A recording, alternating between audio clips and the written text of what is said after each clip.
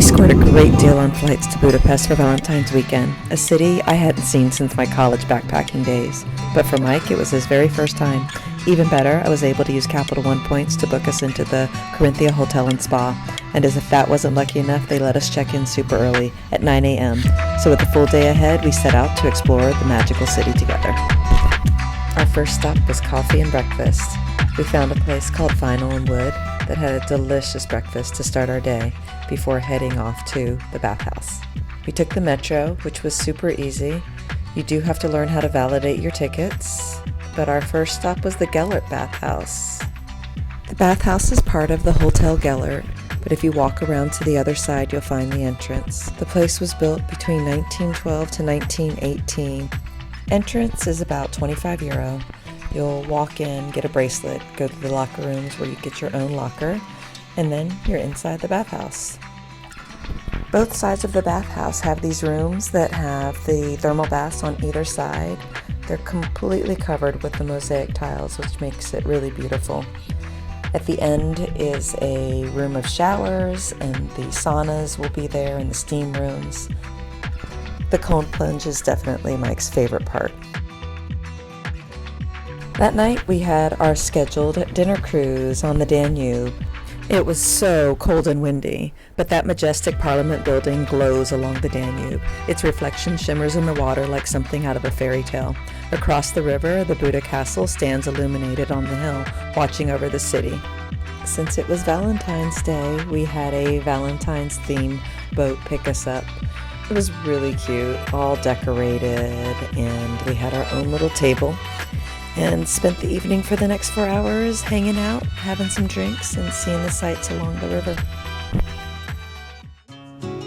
One of my favorite spots in Budapest is the Ervin Szabó Library. You do have to pay a small entrance fee, and when we first walked in, it just looked like a regular city library. Bright lights, computers, we honestly thought we were in the wrong place, but the part we were looking for is actually tucked away on the 4th floor, up a few quiet staircases.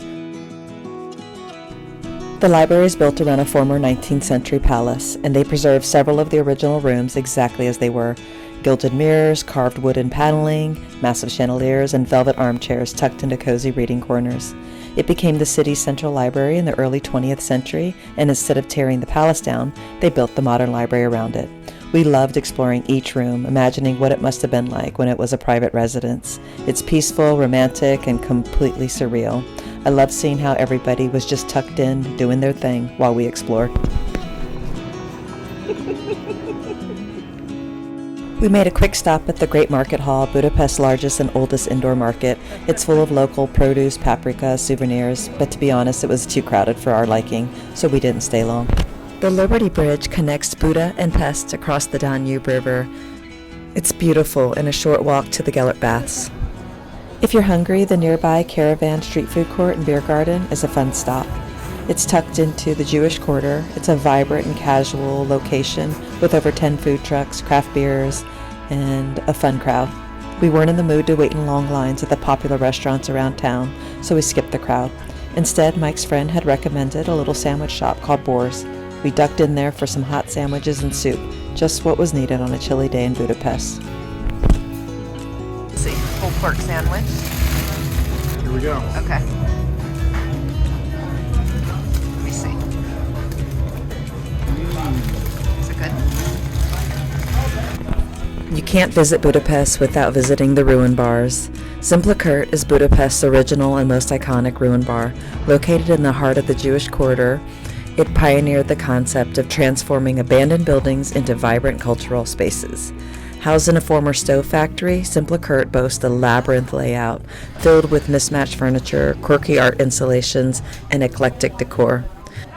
I did make a separate walkthrough video that shows all the details. There was just so much to see. We loved walking through during the day to avoid the nighttime crowds and really see the details in each of the rooms. It's definitely worth a visit, even if you're not into the late night party scene. Yes, I knew the buzz about the New York Cafe, the most beautiful cafe in the world. Half skeptical, half intrigued, I actually got Mike to wait in line with me. The line actually moved quite fast, and after what felt like a tourist rite of passage, we finally stepped into the New York Cafe. Despite the crowds and reputation for being overhyped, we were honestly surprised by how much we actually enjoyed ourselves. The coffee was good, the desserts were actually beautifully presented and delicious. Plus, the staff were genuinely warm and welcoming. After a day of exploring, it was nice to go back to our hotel spa. We ended each of our evenings here. Another big bonus of this hotel was the amazing breakfast. Mike and I love a good breakfast while on vacation. No rushing, no schedules, just lingering with coffee and good conversation. So these breakfasts were really great. I don't want to relive almost freezing to death at a flea market with Mike. Thanking our friends for this recommendation, the Retek Bistro has a quirky, retro, grandma's kitchen kind of vibe that serves traditional homemade dishes. This is where we had our very first goulash, which was absolutely amazing. It was wonderful for a nice cold winter day, plus the paprika sauce that they make is homemade, and the meatballs are not to be missed. They're served with these mashed potatoes. Everything that we had was absolutely delicious. Drink. I'm so glad we had that traditional meal because, to be honest, we spent the rest of our time at Asian restaurants. We love Korean food and Thai food and Vietnamese food, and there were some really good restaurants right around our hotel and easy to get to. Not to be disappointed. I don't regret it at all. Sometimes you just go with what you love. We planned to walk over to see the shoes on the Danube River, memorial to the Hungarian Jews, and then to walk over to the Fisherman's Bastion.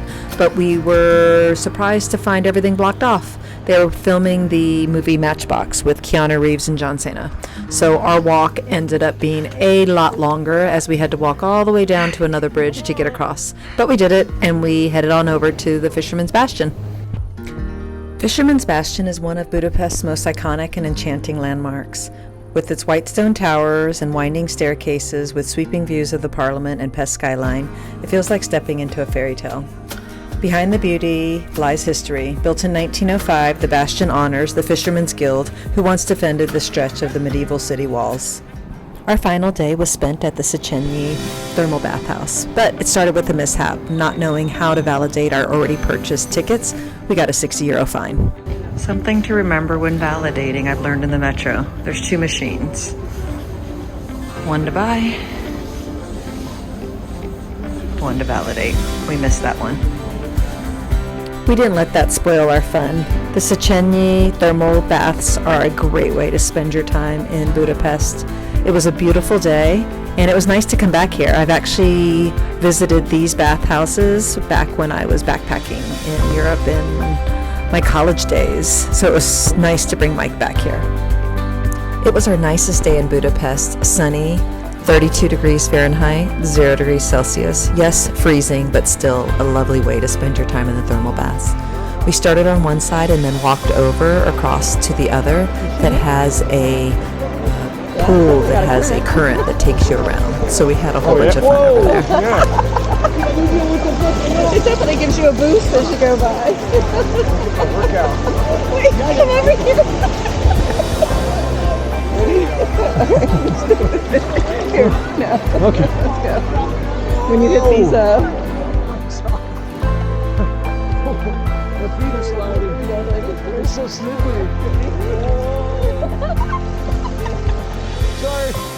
It was the perfect mix of fun and relaxation and a great way to spend our last day in Budapest.